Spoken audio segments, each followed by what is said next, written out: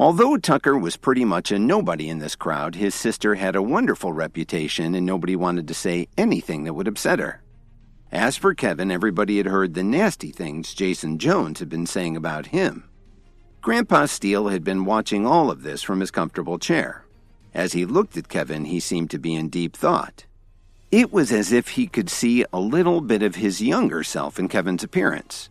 When he arrived in Chicago years ago, Norman had no money and no status, but he made up for it with guts and determination. So Grandpa Steele wanted to see what Kevin would do to turn the situation around. Now that you mention it, I'm kind of curious. Who exactly is this sister of yours? Never mind. I'll just show you her gift and you'll know what kind of person she is. When he was finished speaking, Tucker opened the package and pulled out a beautiful set of watches. At first glance, it must have been worth a fortune. Not bad. But you didn't pay for them yourself, Kevin said with a mocking smile.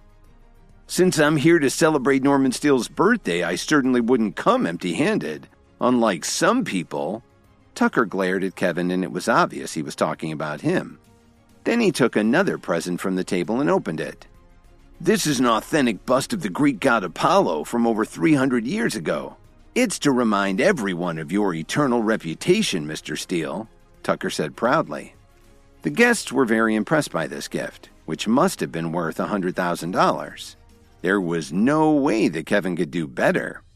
And it was sure to help his sister get her foot in the door with the Steele's family business.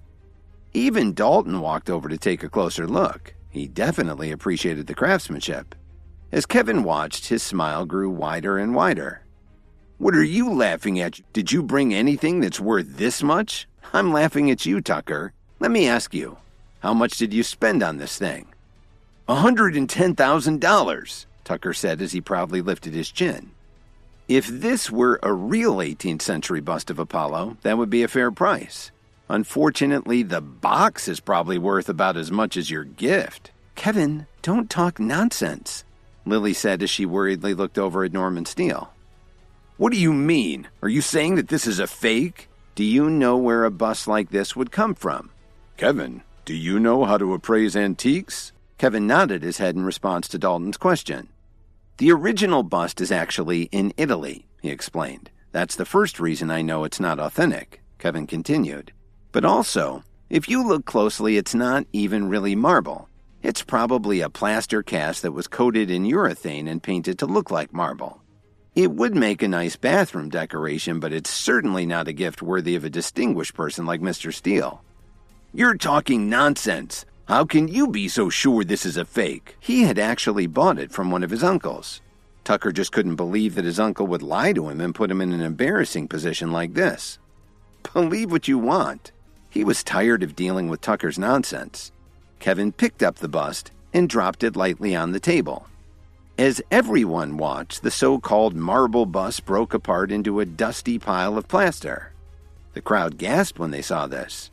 They'd all thought it was a genuine marble bust of Apollo from the 1700s.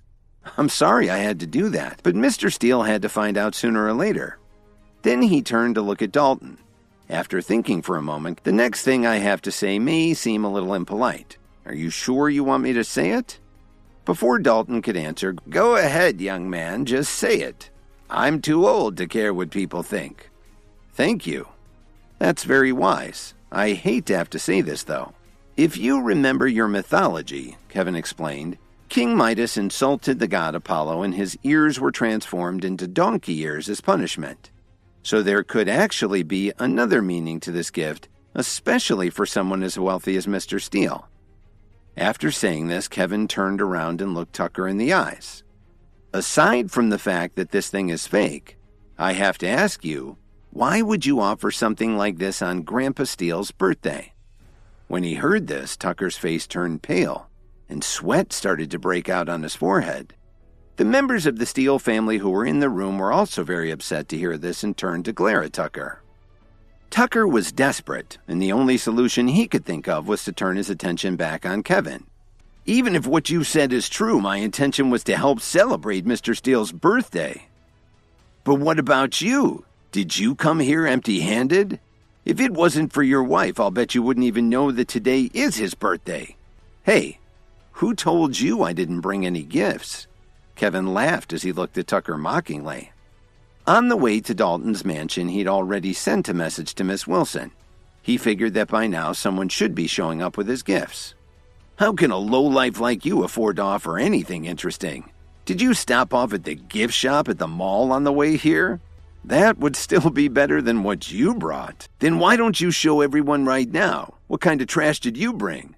If there hadn't been such a big crowd, he really would have taken a swing at Kevin right now. Don't worry, we'll soon see, Kevin said as he crossed his arms in front of his chest. He wasn't worried at all. Kevin, what are you doing? We didn't bring anything, Lily whispered to him anxiously. They had just come out of the hospital and only found out a little while ago that today was Norman Sale's birthday. So where did Kevin find a present so quickly? Just then, there was a lot of commotion at the mansion's entrance, and someone announced, "Director Lexi Belmont of Williams Media has arrived." Everyone looked over when they heard that. After all, Williams Media was extremely well respected in Chicago. They all wished that they had a business relationship with the company. Everyone watched Lexi walk into the room. She was wearing a very professional outfit, and she was carrying a large, bright red gift bag in her hand as she walked quickly toward the head table. "Lexi, what are you doing here? Did you forget to tell me something? Why didn't you just give me a call?" Tucker welcomed his sister warmly. He was very puzzled by all of this. He was originally supposed to come here today with Lexi, but she had something to do at the last minute at work. So she asked him to pick up some gifts and give them to Mr. Steele on her behalf. He certainly didn't expect her to show up right now. But to everyone's surprise, Lexi didn't even look at Tucker. After placing the huge bag on the table, she quickly walked over to Kevin. "I'm sorry I'm late, Mr. Williams. I've brought the gifts that you asked me to prepare," Lexi said anxiously, as if she was afraid that Kevin would get angry. "That's fine. Actually, you're right on time," Kevin said with a smile. The crowd was shocked to see this. Had she just walked over and apologized to Kevin? Some of them thought they must have heard wrong. If Tucker had brought gifts for Grandpa Steele on her behalf, what was she doing bringing something for Kevin to offer him? But now they clearly heard Lexi call Kevin, the outcast of the Jones family, Mr. Williams. None of this made any sense. But Lexi ignored all the whispering. After hearing that Kevin wasn't upset with her, she gradually relaxed. "Thank you, Mr. Williams," she said graciously. "No need to thank me. I appreciate your help, and I'm glad that you got here so quickly." "Oh, the pleasure was all mine, Mr. Williams." Lily felt her legs start to get weak when she heard this. Why was someone from the upper management of Williams Media being so respectful to Kevin? Tucker also stared in disbelief. His sister had worked her way up the corporate ladder, and it was only with her help that he had been able to get where he was today. But he had never seen his older sister being so courteous and respectful to anyone. Suddenly, Kevin asked slowly, "So, Tucker's your brother?" Yes, he is." "That's nice. Your brother may not be very competent, but he sure knows how to bully someone," Kevin said seriously. Hearing this, Lexi was suddenly very embarrassed, and she stumbled to reply. "I'm so sorry, Mr. Williams. It's all my fault." This made Tucker angry. "Sis, why are you apologizing to He's just that useless son-in-law everyone's talking about from the Jones family. Before he could say another word, she slapped him in the face. "Lexi, why did you hit me?" Tucker said as he covered his face with his palm. He was confused at her reaction. "What have you done?" she asked him sharply. "I really let you get away with too much. How dare you insult Mr. Williams?" She had known Kevin for a long time, but he had never said anything like this to her.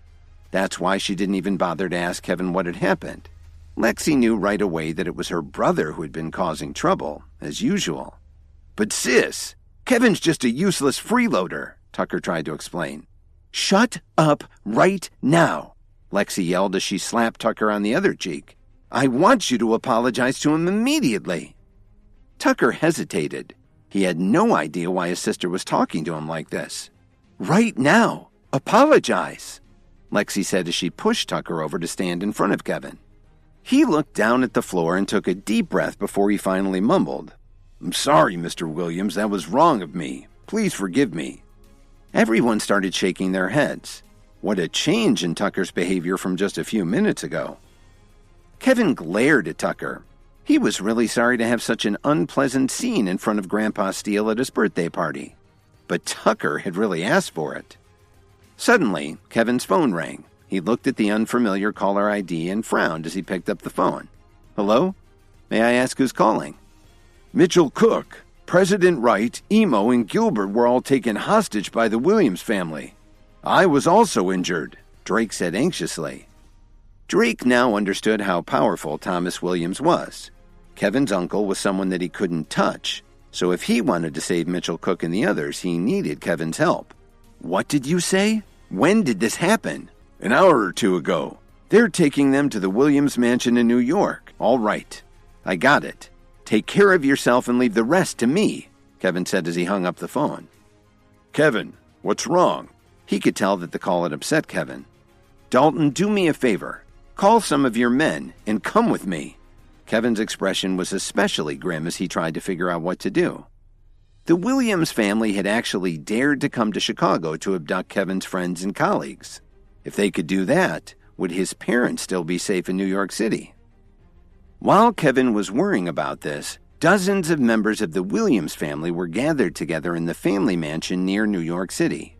Randall Williams, the family patriarch, was sitting in an armchair holding his hand-carved walking stick, the one that he liked to bang on the floor or a table to get everyone's attention.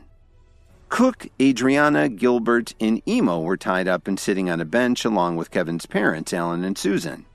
Several of the younger members of the family were standing over them, ready to follow Thomas's orders as soon as he decided what punishment to inflict on them. Alan, Susan, you haven't taught your son very well. You've indulged Kevin and now he's offended the family one time too many. According to our family customs, his associates will be horsewhipped 40 times each if Kevin doesn't show his face here. If he does dare to return, he will be whipped twice as many times as a warning to anyone who would dare to oppose the family in the future. And you will also be punished for helping him. You don't know what you're talking about. My son didn't do anything wrong, Alan spat out, his eyes filled with determination. Oh, really? Big brother, do you have any idea how arrogant your son is? Father only wanted to teach him a lesson, but he fought back, causing the family to suffer heavy losses. And he will pay for what he's done. Kevin's parents were terrified. They had no idea where their son was, or if he could get there in time. Please subscribe to the Pocket FM YouTube channel and press the bell icon for instant notification. Check out our channel for more such exciting shows.